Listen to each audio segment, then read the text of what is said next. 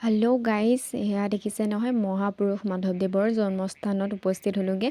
বহু দিনৰ পৰা শৰাই এখন দিম বুলি আগবঢ়াই থৈছিলোঁ আৰু সেইকাৰণে আজি ধূপ চাকি এয়া কিনি ল'লোঁ আৰু আজি বন্তি চাকি দিম আৰু লগতে শৰাই এখনো দিম।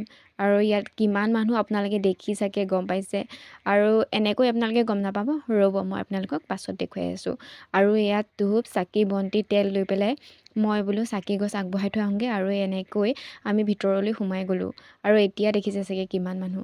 আৰু ভিতৰলৈ সোমাই গৈ আমি বন্তি চাকি জ্বলাই ল'লোঁ আৰু বন্তি চাকি জ্বলাই পেলাই পুখুৰীত কিমান ডাঙৰ ডাঙৰ মাছ আছে আপোনালোকে চাগে ধৰিব পাৰিছে। বিস্কুট দিয়াৰ লগে লগে ওপৰলৈ উঠি আহে।